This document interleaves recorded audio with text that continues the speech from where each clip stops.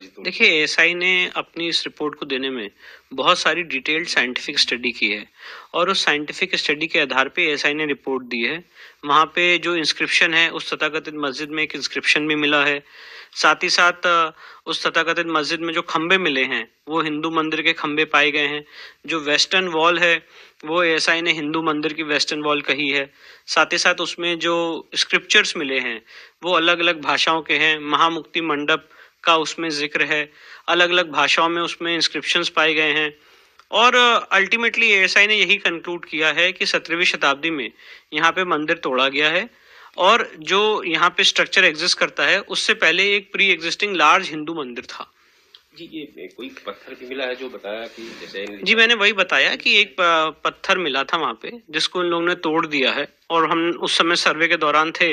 वो आधा टूटा हुआ पत्थर वहाँ पे अभी भी रखा हुआ है और उस पत्थर में ये स्पष्ट रूप से मेंशन्ड है कि यहाँ पे मंदिर तोड़ी गई है और उस पत्थर का ओरिजिनल एएसआई के पास 1965 में था, जिसकी एएसआई ने फोटोग्राफ भी खींची थी। कई भाषाओं में कुछ लिखा हुआ मिला है। मैंने बताया आपको कि तेलुगु, अलग अलग कन्नड़ लैंग्वेज और अलग अलग लैंग्वेजेस में वहाँ पे इंस्क्रिप्शंस मिले हैं, स्क्रिप्चर्स मिले हैं। साथ ही साथ हिंदू देवी देवताओं की मूर्तियां भी मिली हैं।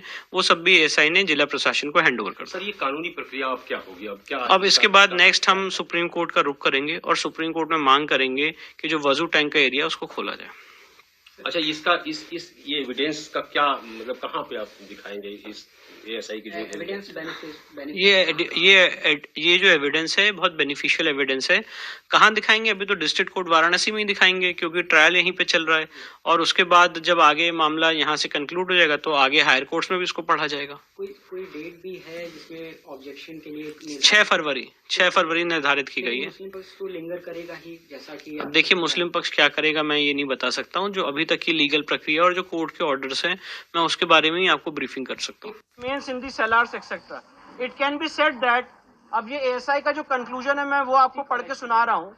It can be said that there existed a large Hindu temple prior to the construction of existing structure.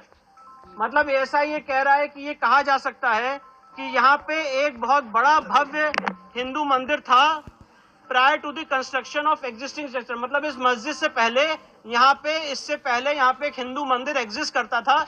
ये एएसआई ने अपनी कंक्लूसिव फाइंडिंग दी है और ये बहुत महत्वपूर्ण फाइंडिंग है। एएसआई का जो कंक्लूजन है मैं वो बता रहा हूँ।